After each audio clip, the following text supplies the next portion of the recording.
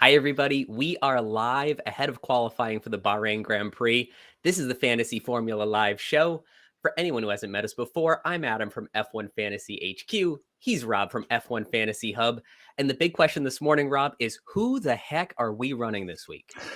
Honestly, I've changed my lineup more times than I can count in the last 48 hours. And to be quite honest with you, it's probably a good sign given that last season it was very much polar opposites where everyone had pretty much the same team going into the deadline. So super excited for the next hour and really, really looking forward to chopping it up with you and everyone else who's joining us. This is going to be a really great hour. So let's start with a few quick ground rules. If you want us to review your team, take a screenshot on your phone or PC, head over to the FanAmp app. We have our own base there, the Fantasy Formula. If you drop that screenshot into the Fantasy Formula base, our producer will put it into a slide deck and we'll share it here and go over everybody's team live on screen. Also, we're running a contest. You can see it in the bar on the bottom. We're giving away a gift card to our sponsor, Fifth Gear Garms. I'm wearing some right now. And the question is, which constructors are you running in Bahrain? This is probably the biggest question we have of the week and the area that I've seen the most disconnect between fantasy strategists. So go to our base while you're there dropping in your lineup, answer that question, and in about 45 minutes, we'll pick one lucky winner to get that prize. Yeah, it's one part of my team, Adam, for sure, that I'd say I'm relatively set on, but wouldn't say I'm by any means confident. And to be quite honest, given the mixed results we saw across all three practice sessions, I'm very much unsure if it's going to be the one that scores the most points, but it's probably the one I'm the most confident in at the moment as it stands.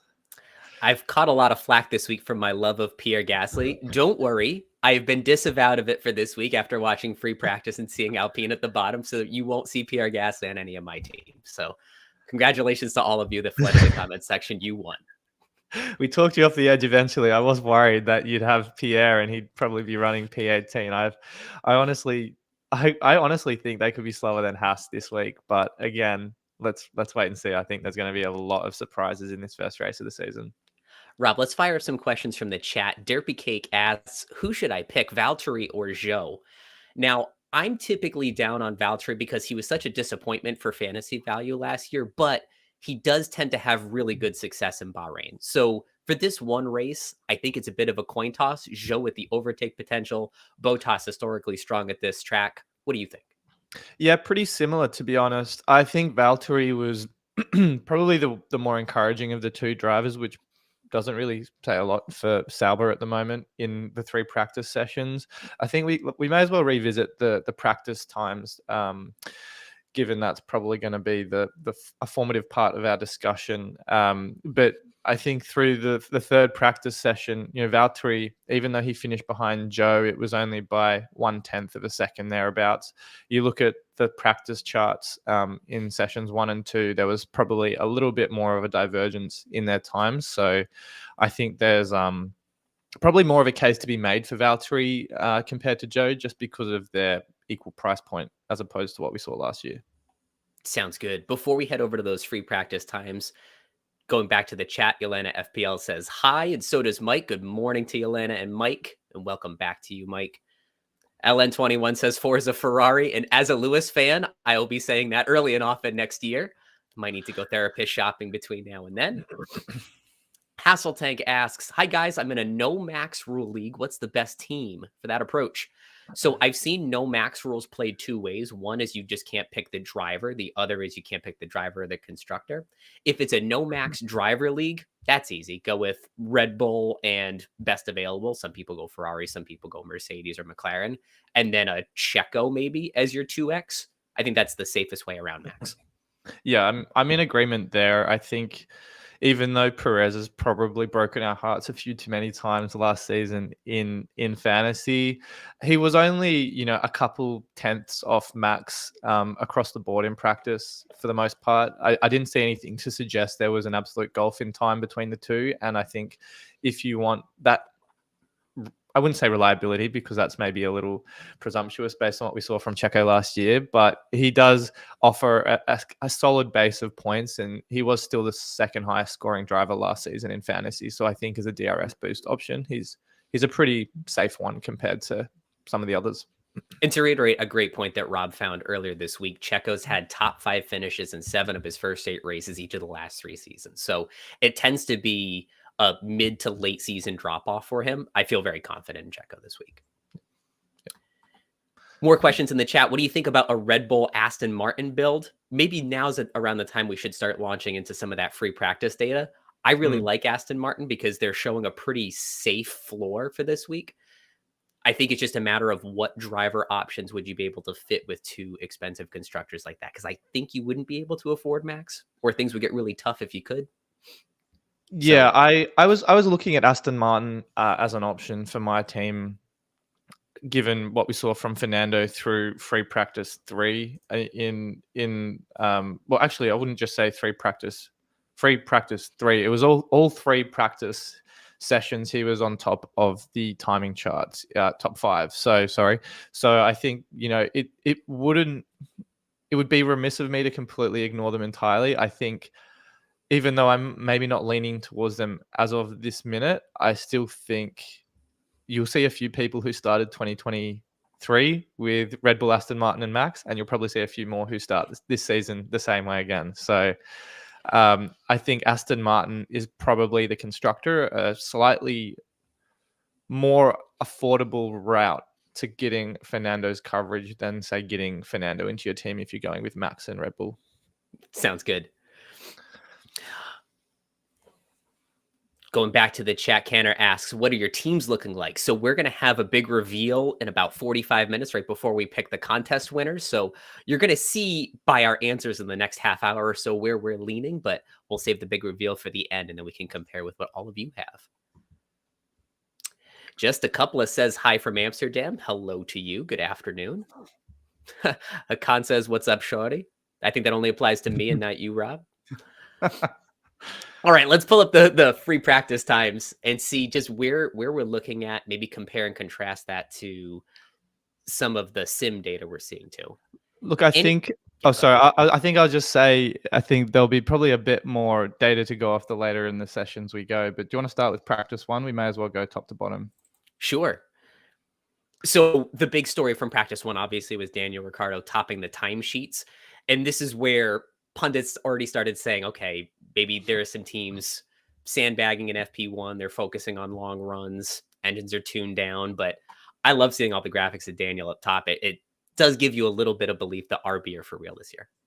Yeah, definitely. I've been pretty optimistic on both Daniel and Yuki. There's obviously been a lot of talk around these new components, the suspension in particular that they've adopted from the RB19. So certainly a much improved outfit from the one we saw 12 months ago entering Bahrain. And, a lot of the folks on F1 TV have said Yuki has a pretty sound record around this track. It was actually on his debut race, he scored points in. So a good omen for him. And it's great to see both him and Daniel through practice 1 at the very least, kind of up the top there. I think though, practice 2 was a slightly different story though, given, that track evolution over the course of the day, and the fact that also the race will be run at night maybe is a bit more indicative of what we should expect on Sunday.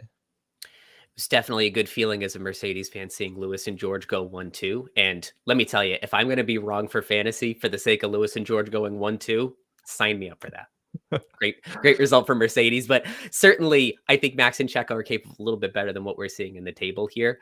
I think, Rob, if you go down to the bottom half of the grid, this is where some of our tricky lineup decisions are, because if you go with expensive drivers and constructors, you have to make 3 or 4 teams from the bottom half of the grid work for you.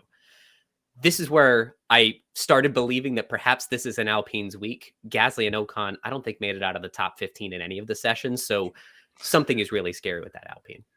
Yeah, a lot of cause for concern. And I was pessimistic on Ocon just because of his reliability concerns through 2023. He also had a pretty abysmal start to the season in Bahrain last year.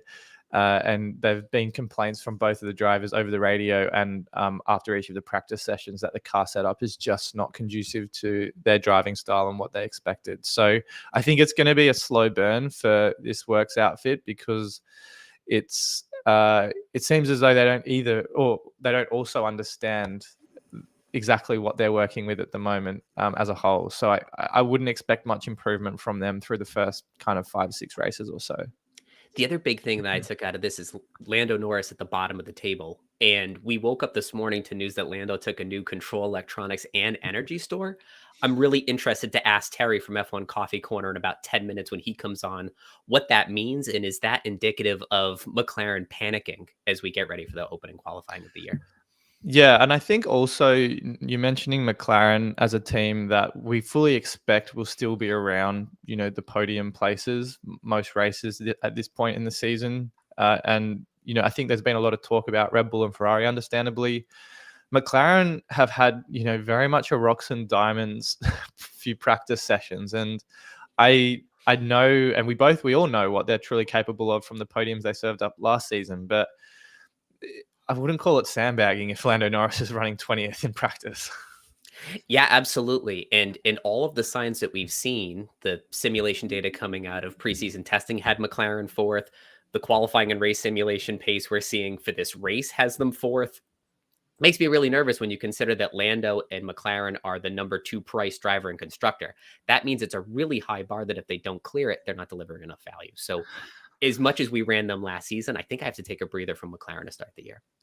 Yep. I think once our budgets start to improve just a little bit, then there might be a bit more flexibility with whether or not we can factor them into our teams. But probably not quite as. I'm just trying to find Lando on the sheet here. Lando and Oscar both inside the top 7 in free practice 3, so a much improved last practice session for them. But I was actually most intrigued by Fernando Alonso. I mentioned him before. He was, one of the fastest times until Sainz caught him up towards the end there, and in that practice session. And I'm really liking what I'm seeing from the Spaniard. He's just a kind of a figure of consistency in F1 fantasy, certainly in the last 12 months since joining Aston Martin. I really think there's something to be said for his potential as a point scoring asset. And certainly what he did for our teams this time last season leads me to believe that Fernando's good for an opening stanza this year, that this should at least be top 5, if not even higher, like he was last year. Indeed. Question from Matthew Lamb in the chat. How do you factor in transfers for week 2 and price increases versus maximizing week 1 points? I'm going to break that down into 2 halves. Since we don't know what the price increase formula will be or when they intend to really start making meaningful changes, I'm not really considering price increases yet, even though our friends at F1FantasyTools.com have started baking that into their decisions for this week.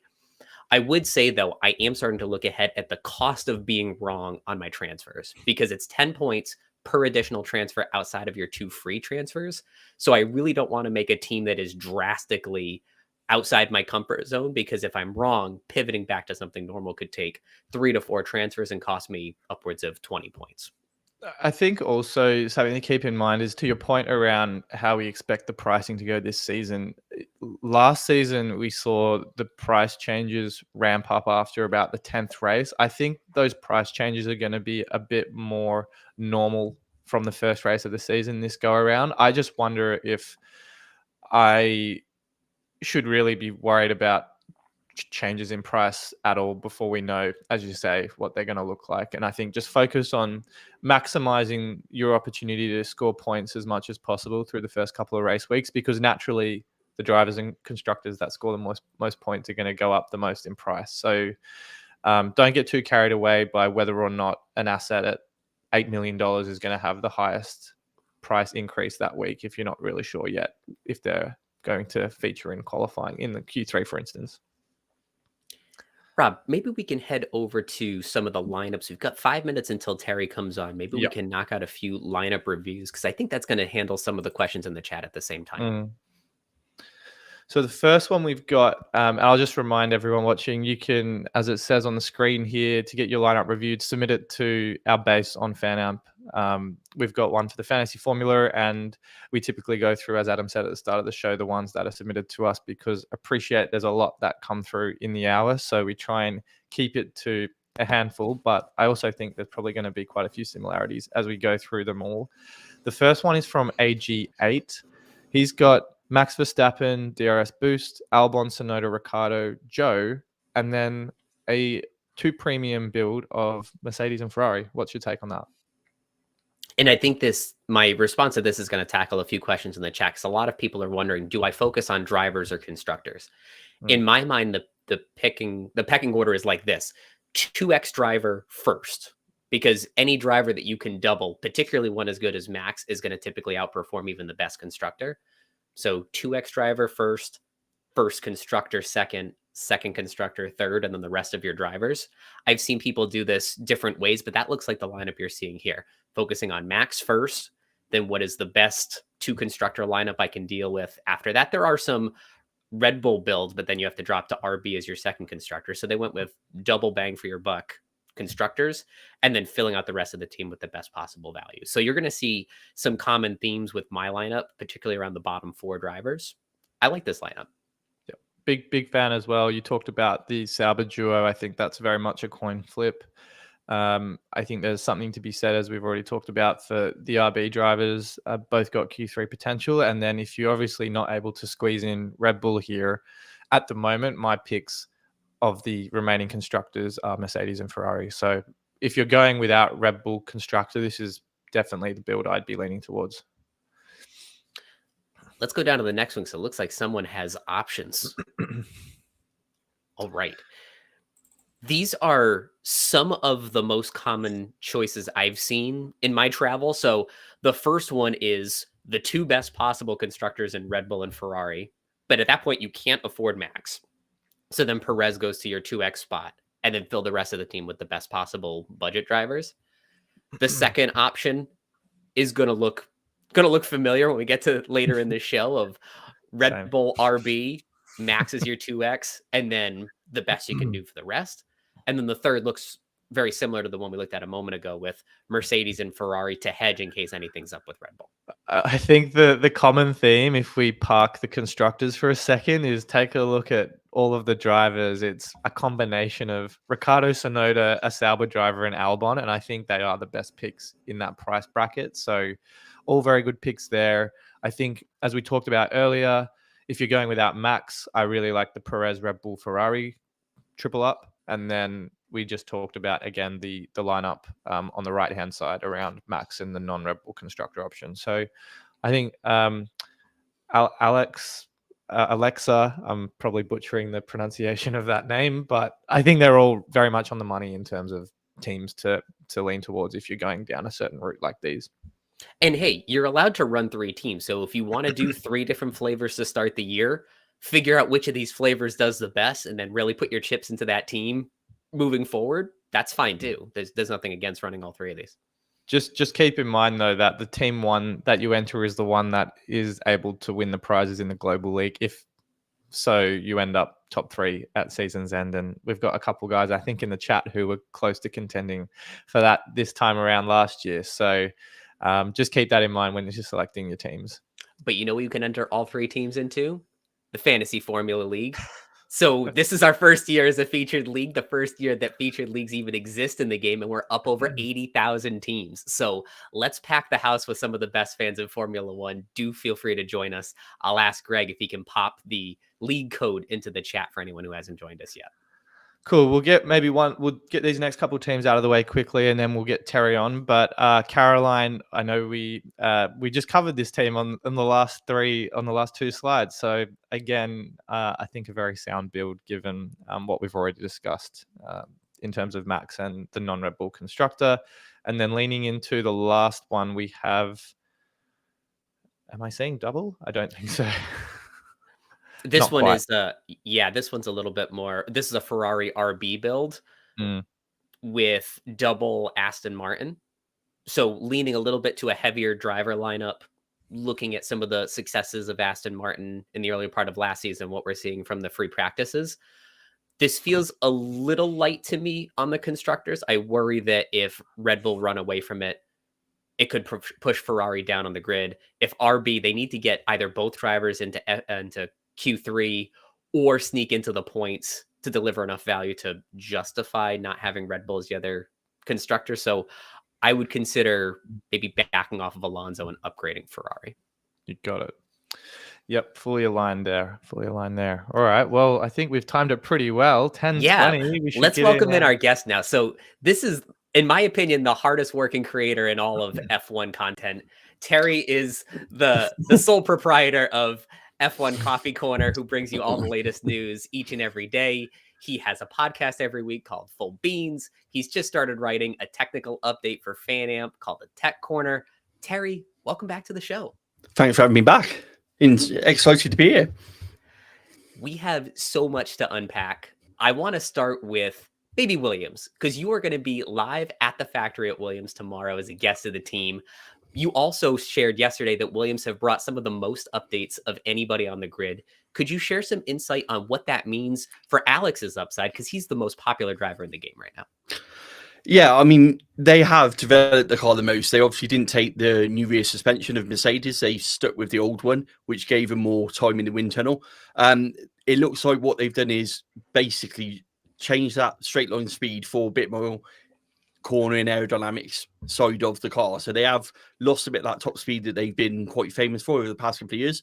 It has changed the characteristics of the car. We heard Alex Albon talking a lot about how they solved last year's problems and created a new set of problems, which makes me think that the car is working as it should be, in the sense of it's more of a car rather than a straight line speed sort of merchant that it's been known for. So I think that, you know, the early showing, there's been some signs of promise. I think, was it FP2 where Alex seemed to perform quite well? So I'd say it's certainly got potential. I'd say it's better than some of the teams, you know, Alpine and Haas spring to mind. I think it's above those. So I still think that in terms of the two drivers, you're going to get more out of Alex than what you are out of Logan, to be honest, in terms of points.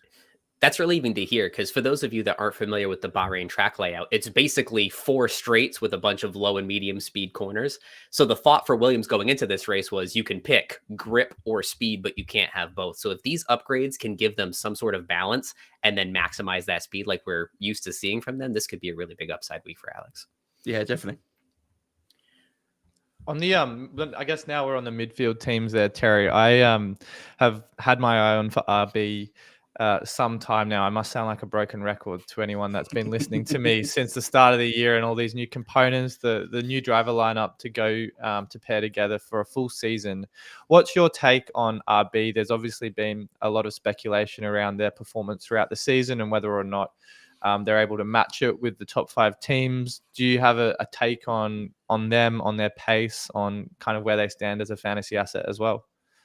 Perhaps to start calling you Zach Rob, wouldn't we? Yeah, they might be going on about RB. I think RB, their pace is genuine. I think their free practice pace yesterday was marred a bit because they had to run the soft tyre because of a setup check that they wanted to do. So hence why Daniel run that set of soft tyres and got that fast time. So that was actually to do with something they were checking on the setup. So I think they're the best of the rest in terms of where we've got those top teams. So I think we've got almost those 3 packs. So I'd put them in amongst the middle with the Williams, probably better than the Williams.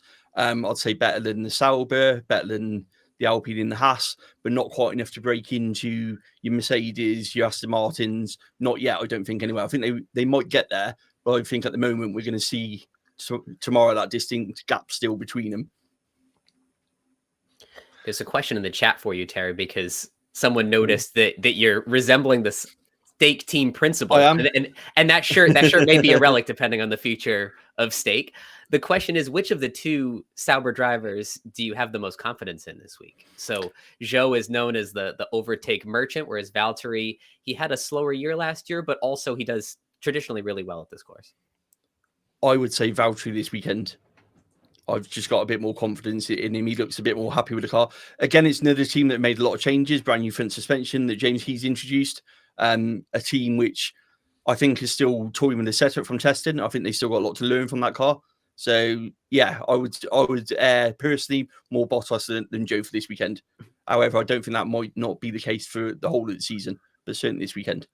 I mean, Sauber were a team last season that looked quite good in Bahrain. I'm really not sure what to expect from them this go around 12 months later, I still think there's, in terms of fantasy, some value for them. But if I can focus our attention towards maybe a larger team who's also had a lot of focus directed towards them in the lead up to Bahrain, is Ferrari. I know that there was, particularly coming out of testing, a lot of hype around the pace of that car, if they're really the closest rival to Red Bull. I think we saw a little bit in the practice sessions that suggests they're probably quite up there. Where do you see them stacking up among those top 4, top 5 teams? Red Bull aside, of course. Tyre deg is going to be the key, Rob. I mean, they've had this pace, haven't they? Past couple of years, Ferrari over one lap, Charles Leclerc especially can dial it in. They look a lot more comfortable with the car. I think that they're probably the edge on Mercedes at the moment, I'd say, and potentially Aston Martin in the long run data that I've seen. So I think that they're probably at the moment, if anyone's going to challenge Red Bull, which is an interesting conversation at the moment with FP3, that Ferrari are going to be the ones to do it. But it depends what that car reacts like in the race itself tomorrow with the tyre degradation that we know they struggle with for the past couple of years. Certainly since his regulation change, it's been a problem that they said they've sorted or certainly got better. But that's going to be key to them, key to their strategy, key to actually if they can turn that pace into a race pace to win. Yeah, with the C1, C2, C3 tires, and Pirelli are predicting a high abrasion environment tomorrow. I think Ferrari will be challenged, but I think between them and Haas, who also struggle with tire deg, I'd have more faith in Ferrari to overcome that. Would you agree? Yeah, I mean, you're going to be looking at a 2-stop strategy. I don't think anyone can make a 1-stop work tomorrow. Most teams are probably going to avoid the mediums. So I think that's pretty safe from what we're seeing so far. They tend to get them out of the way in FP1, and there's not a lot of call for them. A team might try and make it work, but I think you're going to see a 2-stop with the hard and soft involved. So yeah, it depends how long that soft's going to last, I suppose, rather than the hard tires. Got it. Terry, a question we were wondering about earlier is that Lando took some pretty important new parts this morning after finishing P20 and FP2. Is there anything to be alarmed about for fantasy strategists that want to bring Lando into their lineups this week? They've been a bit coy, but they're saying it's something that just wasn't right. So they took the precaution of swapping it out because they had time. It was free practice. There was no penalty involved. So they haven't said exactly what it was. I'm assuming they go back to the factory to have a look at, certainly this early in the season. But I think it was definitely a precautionary measure with something they weren't. But his FP3 time looked like he was competitive again. It looked like that it wasn't giving him any problems. So I'd say that that's a pretty good guess that whatever it was, none of the other Mercedes engines seem to be struggling with it, or certainly it hasn't transpired to Oscar or anything or any changes. So I think it's a gremlin that they just weren't happy with, and the safer option was to swap it out rather than anything to be alarmed about at the moment. Do you think, though, that would mean it opens the door for a potential grid penalty down the line, certainly early in the season, if there's something like this cropping up, not even before a flag's been waved? Depends if they can fix it or not. Yeah, because obviously, with the rules, if they can fix it, it can go back into the pool, and then he can swap back between the two, so it's not going to be much of an impact. If it's a terminal problem, then obviously that's going to be one of 2 years, which would be a catastrophe in terms of engine penalties somewhere along the line. Got it. Another team I'd like to just talk about, and I know, Adam, you've loved to bring up Alpine as much as I love to bring up RB, but in terms of a car that maybe not has reached its full potential just yet, what are we expecting from Gasly and Ocon this race and in the next couple of races? I know they're going to be slow. It seems like Haas and Sauber are probably their competition at the moment, but how pessimistic should we realistically be? I think at the moment we've got to be there well off the pace. They're not showing anything which kind of gives you any hope that they're in immediate fix. So I think they're going to struggle, certainly until we get towards the European tracks and the first big upgrade. So I think the first few races, particularly, they're going to be harboring around the back with the likes of Haas, maybe with likes of Sauber as well. So I think at the moment they're probably best to steer clear of. I think there's some much better options with likes of RB, likes of potentially Sauber in terms of getting points. Haas has shown that Ferrari engine's got 1 lap pace. I think it's Kevin Magnussen in FP3 performed quite well. But again, I think that they're playing themselves down. I think Alpine we're hearing some noises that the engineers aren't happy. They're not really giving positive vibes. The drivers have now changed their tone since testing. They're talking about how they expect to get better as the season goes on. Whereas going into testing, they were very much about, we've got this whole new car, and it was quite positive. So they've gone the other way, certainly with their dialogue as well. So that makes you think that they're not optimistic for the first few races, definitely. Shout out to Rudy Slav in the chat for asking the question that prompted Rob there. He's in a league where he has to select a driver and constructor for the team he supports. So even though Alpine are looking a little slow, he is bound to them as an Alpine fan. So a few people in the chat are sending their thoughts and prayers to Rudy this week. Yeah. This one's for you, Rudy.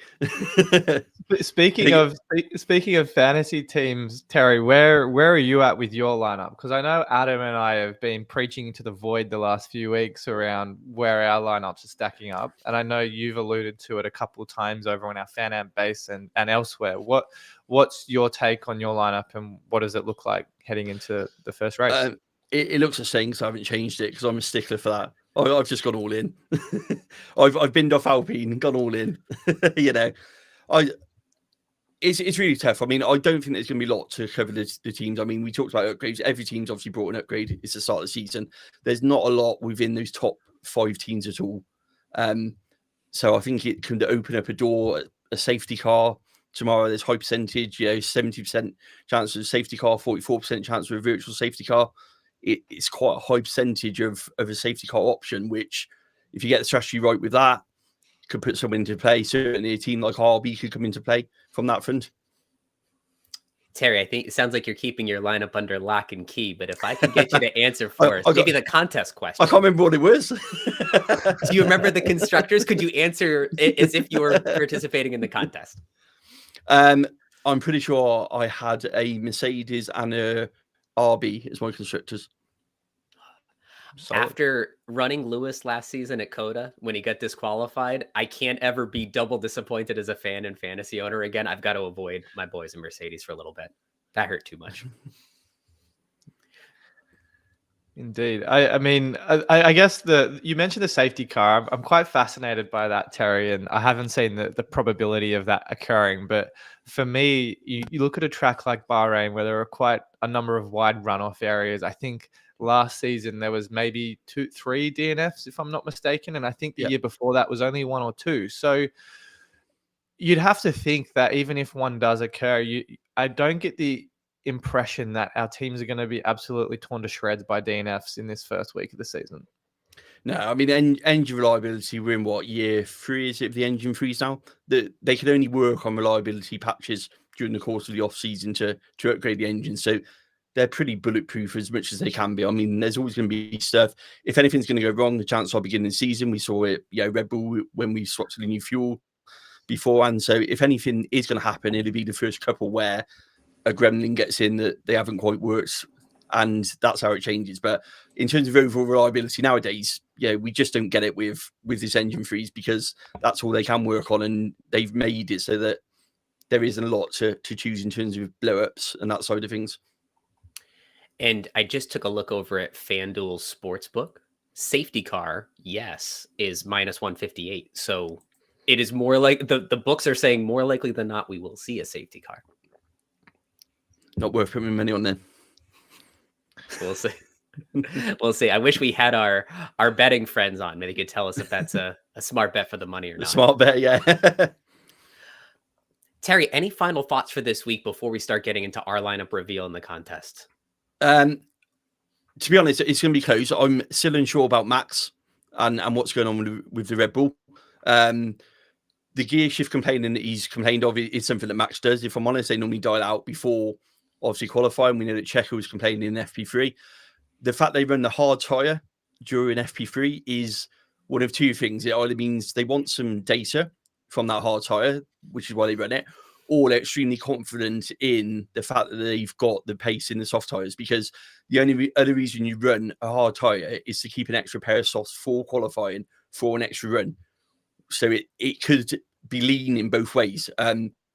It's just which interpretation is it? Have they kept an extra soft set for the actual qualifying because they're going to need it, or actually are they comfortable with it and just wanted some data from that hard tyre just to see how it's performing, because they might bring the medium into play? That's it. But I think it's going to be really close. Looking at it, I think it's quite exciting to see it as close as it's going to be. Aston Martin for me are very much dark horses. I know that Rob was talking about it earlier. They've snuck back up the field in terms of their performance. Definitely, they've been quietly going about their business and doing their runs and things. So I think they're a team to watch. And I also think McLaren have got a little bit of reserve as well. Lando was lifting and coasting quite a bit still on his telemetry, which makes me think he's got a bit of reserve on a couple of corners. I think turn 15, he was lifting and coasting out and lifting and coasting back on the exit as well. So makes me think there's a bit more in the McLaren as well. Really interested to see how this works. There's going to be some surprises for sure, but thank goodness we've got you, Terry, to give us all the latest and greatest, because I learned so much from the Tech Corner article you wrote yesterday, and it set us up for a really good segment today. So thank you very much for your time. Good luck with your fantasy team this week, and we'll see how you made out on this show next week. Yeah, definitely. Thank you. Appreciate you having me on. Yeah, Thanks, anytime. Rob, there's a question in the chat about chips. We hadn't covered chips, but I think we all agree, including those in the chat, that I wouldn't run a chip this week unless you are very, very insecure about your team and you want to run no negative.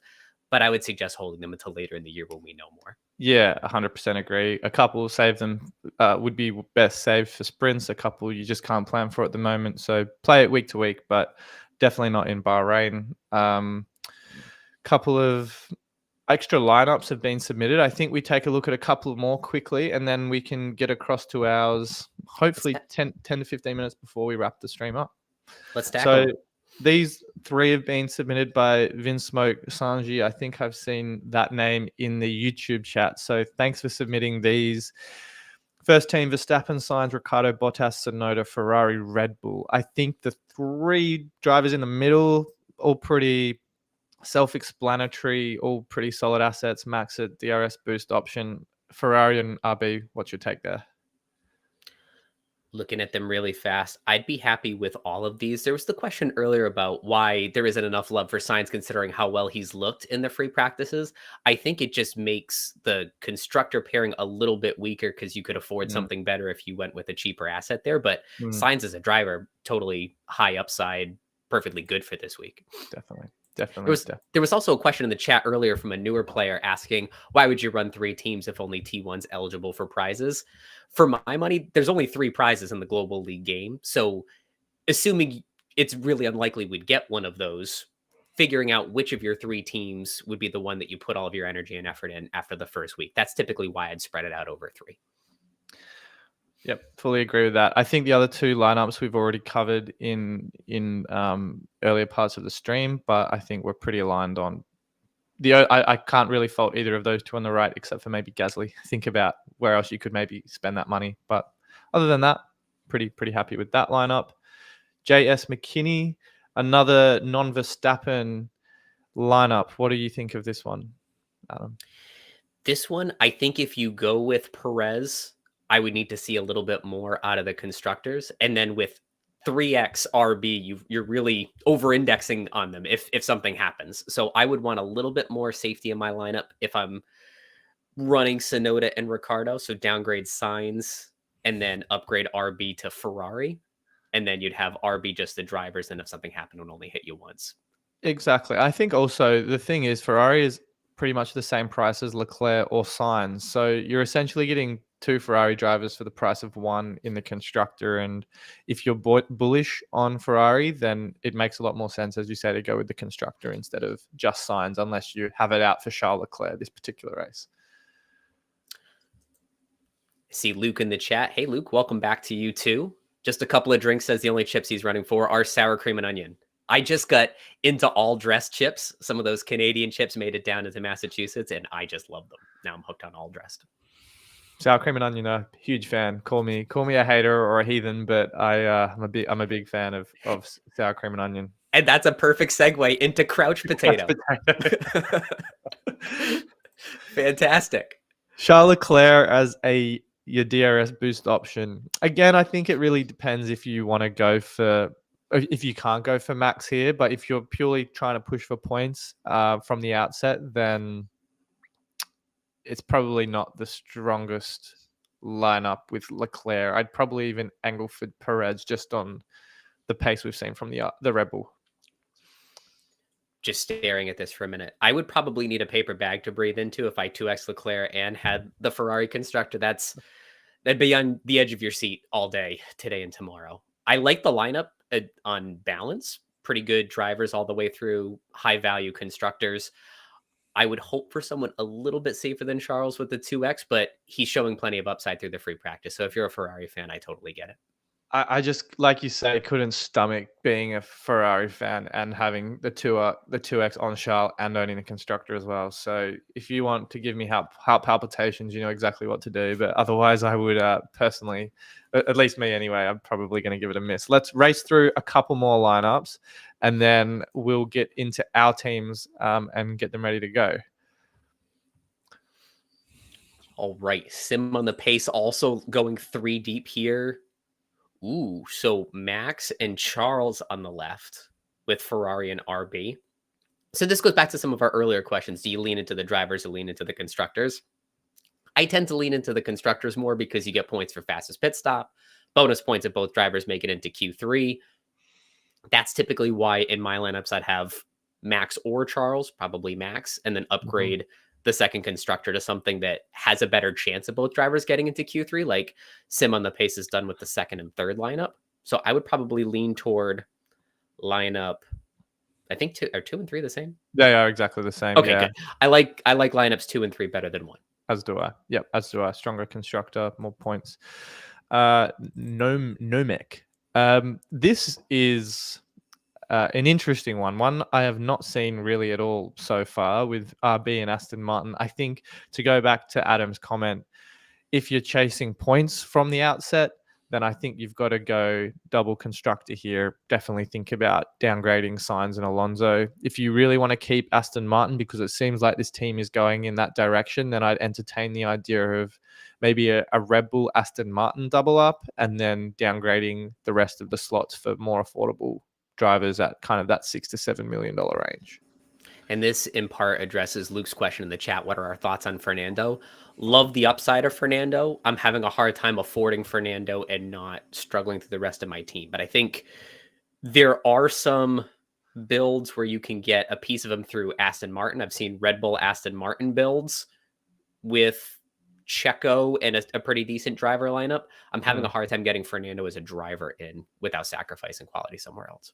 Definitely. On the topic of Aston Martin, we've had Alex Conts in the chat ask thoughts on Lance Stroll.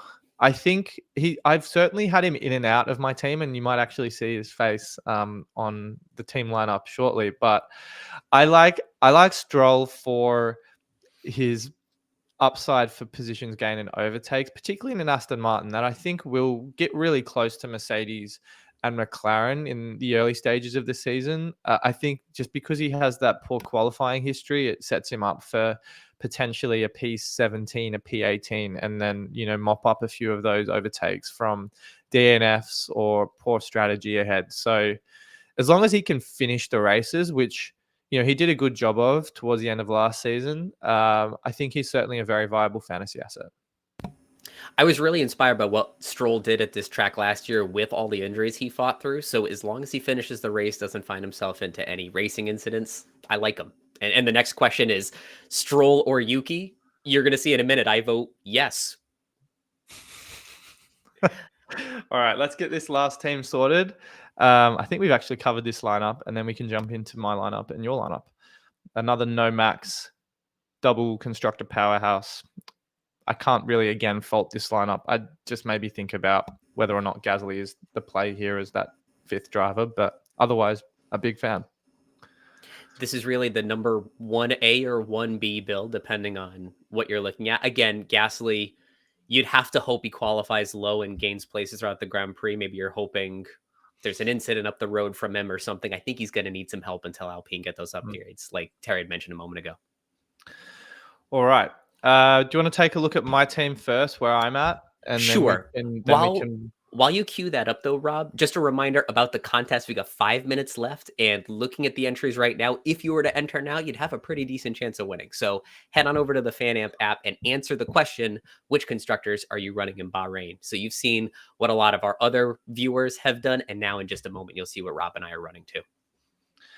Well, this is my team reveal. Or at least as it stands. I think I'm pretty certain on about five of these slots right now. I was really grappling with Aston Martin based on how we saw Alonso perform But I think I'm really liking the upside that RB has, the value that Alex Albon has, and I'm pretty confident in Max certainly winning the race and Checo in the mix for a real shot at a podium. So I think if you expect Red Bull to be a 1-2 or a 1-3 or even a 2-3 on the race, I think Red Bull, it's hard for me to look past just based on the form we saw from them all of last season. Absolutely.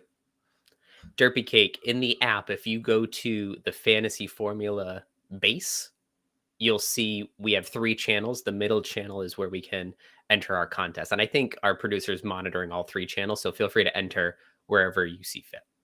We'll get Adam, do you have a team you want me to build on the screen here? I won't submit it in case it's different, unless, of course, it's exactly the same. Yes, I need to check which one I submitted just to make sure I don't send anybody astray.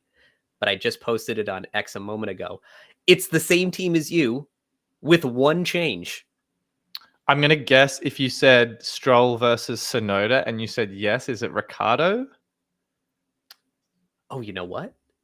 I actually went with Ricciardo. So I take back that question, that answer I said earlier. I was literally coin flipping between Yuki and Daniel, and I picked Daniel. It's Okay. Zhou over Valtteri.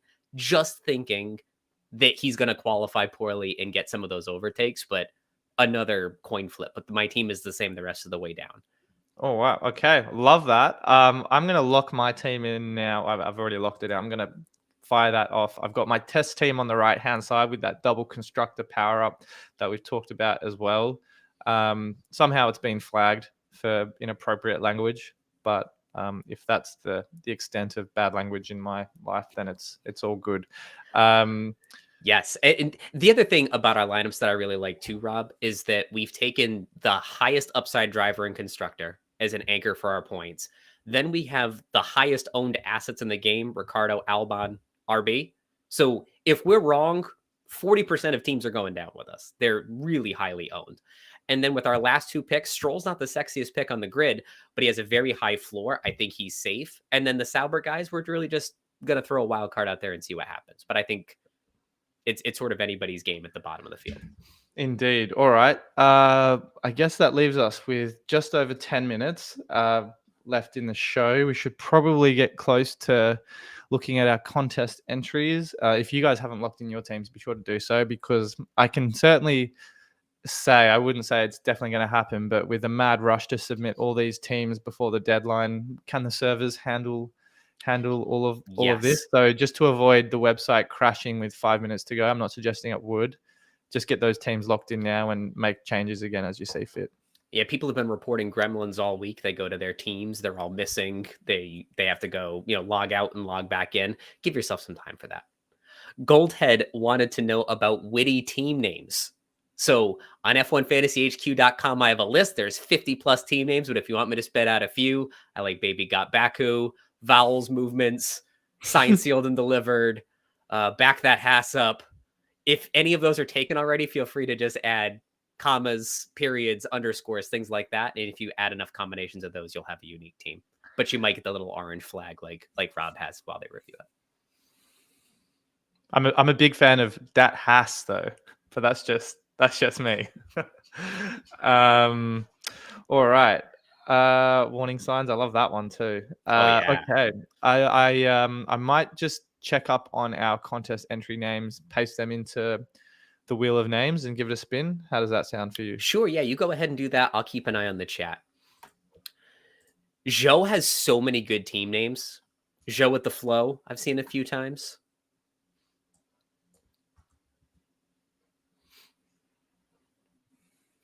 Gunther Haas lost his job. It's a good one. I like that. All right. The question that just came up is, why is there 2 teams? Rob and I both have the team that we play with. It's in our head-to-head league against each other. It's in our global league entry. But we each have one test team.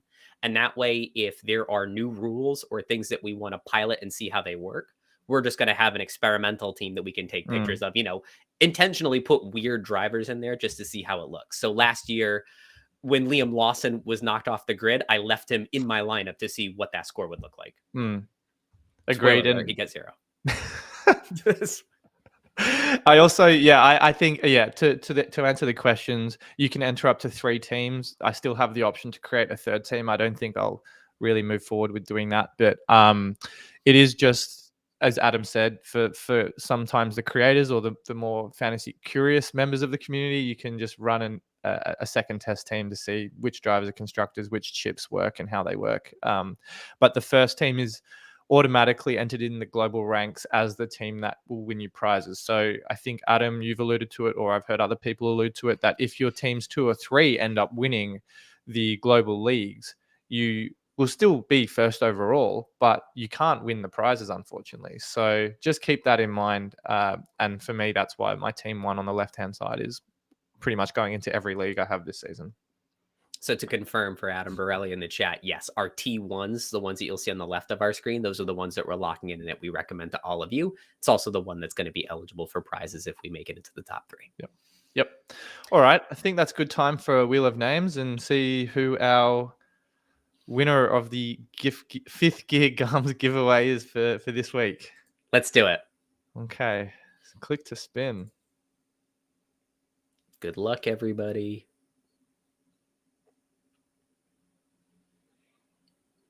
We've got Joe, not Joe Guan Yu, just Joe. Not Joe Vertakes. Well, congratulations, Joe. We'll be in touch with you through the FanAmp app so we can get you that prize. Congratulations.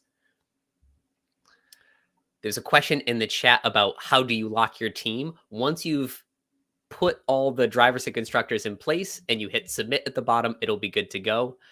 For Rob and I, we have posts on our socials where we lock in our lineups just to make sure everybody that's not on the stream with us knows what we're going with.